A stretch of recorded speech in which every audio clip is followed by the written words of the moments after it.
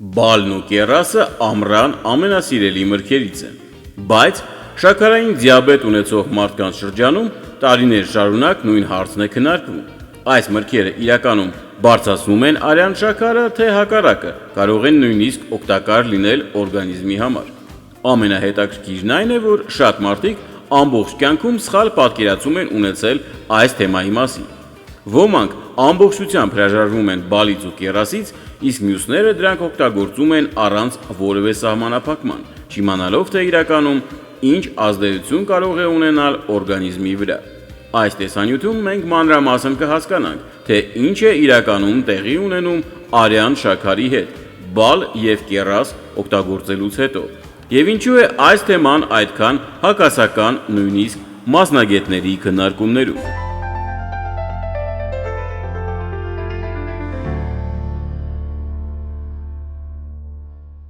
Հրաշալի նորություն ձեզ համար։ Մեկնաբանություններում գրեք ձեր տարիքը և ինչ հիվանդություն կամ անհանգստացնող խնդիրներ ունեք։ Մեր մասնագետները շատ արագ կարձագանքեն և կնշեն ամենաօգտակար խորհուրդները։ Մի մոռացեք նաև բաժանորդագրվել ալիքին, որպեսզի բաց չթողնեք այս օգտակար տեսանյութերը։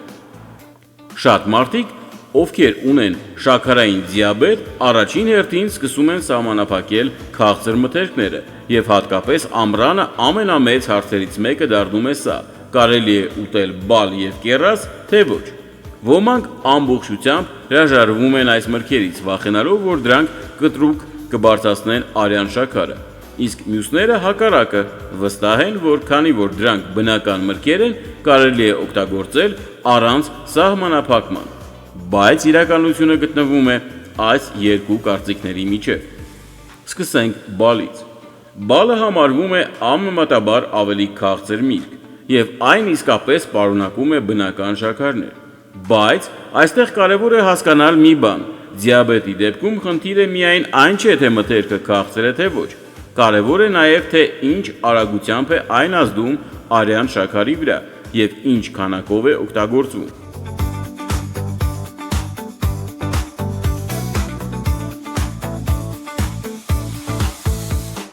Բալը պարունակում է բջջանյութ, ջուր և հակաօքսիդանտներ, որոնք որոշ չափով դանդաղեցնում են շաքարի ներծծումը։ Հենց այս պատճառով էլ փոքր և չափավոր քանակով օգտագործելու դեպքում շատ մարդկանց մոտ այն չի առաջացնում արյան շաքարի շատ կտրուկ բարձրացում։ Բայց այստեղ կա շատ կարևոր բայց։ Եթե մարդը սկսում է ուտել մեծ ամաններով բալ, հատկապես սոված վիճակում կամ միանգամից շատ արագ, իրավիճակը արդեն փոխվում է։ Այդ դեպքում օրգանիզմը սկսում է մեծ քանակությամբ բնական շաքար ստանալ, ինչը կարող է արագ բարձրացնել գլյուկոզայի մակարդակը։ Եթե այս ինֆորմացիան օգտակար է ձեզ համար,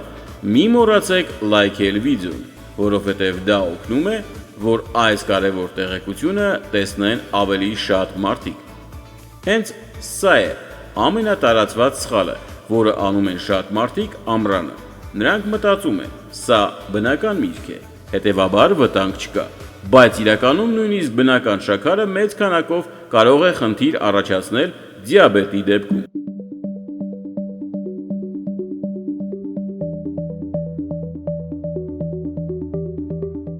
Այժմ անցնենք կեռասին։ Շատ մասնագետներ նշում են, որ կեռասը համեմատաբար ավելի մեղմ ազդեցություն կարող է ունենալ արյան շաքարի վրա, հատկապես եթե օգտագործվում է փոքր չափաբաժիններով։ Բացի բնական շաքարներից, կեռասը պարունակում է նաև հակաօքսիդանտներ, հատկապես անթոցիանիններ, որոնք տալիս են դրա մուգ կարմիր գույնը։ Հետաքրքիր է, որ որոշ ուսումնասիրություններում քննարկվել է, որ այս նյութերը կարող են աջակցել օրգանիզմի որոշ գործընթացների և նույնիսկ կապված լինել բորբոքային երևույթների նվազեցման հետ։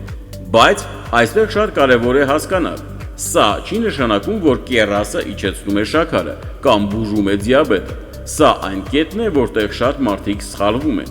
Համացանցում հաճախ կարելի է տեսնել վերնագրեր, որտեղ գրվում է, թե այս կամ այն միրգը իջեցնում է շաքարը։ Իրականում նման մթերքները կարող են պարզապես ավելի մեղմ ազդեցություն ունենալ, եթե օգտագործվում են ճիշտ ձևով և փոքր քանակով, բայց Եթե մարդը սկսի մեծ քանակով կեռաս օգտագործել, նույնիսկ այն կարող է բարձրացնել արյան շաքարը։ Այսինքն, իրական հարցը ոչ թե բարձրացնում է թե իջեցնում, այլ այն է, թե ինչ քանակով, ինչ ձևով եւ ինչ օրգանիզմի դեպքում է օգտագործում։ Շատ կարևոր է նաև ուշադրություն դարձնել, թե ինչ տեսքով են մարդիկ օգտագործում բալն ու կեռասը։ Օրինակ, թարմ մրգերը մեկ բան են, իսկ կոմպոտները, մուրաբաները, օշարակները կամ շաքարով պատրաստված տարբերակները լրիվ այլ։ Այդ դեպքում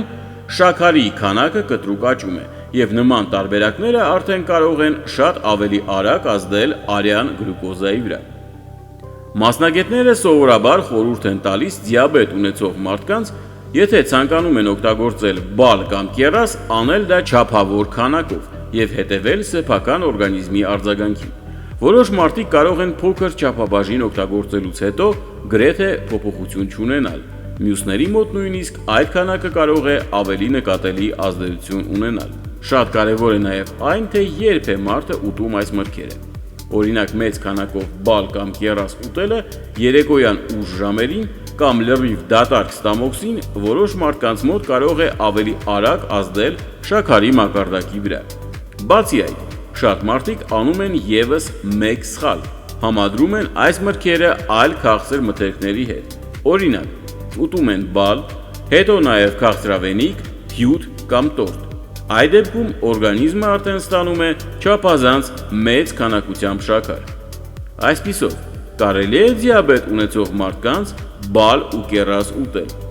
Շատ դեպքերում, այո, կարելի է, բայց միայն չափավոր քանակով եւ զգուշությամբ։ Իսկ անսահմանափակ օգտագործումը արդեն կարող է խնդիրներ առաջացնել արյան շաքարի մակարդակի հետ։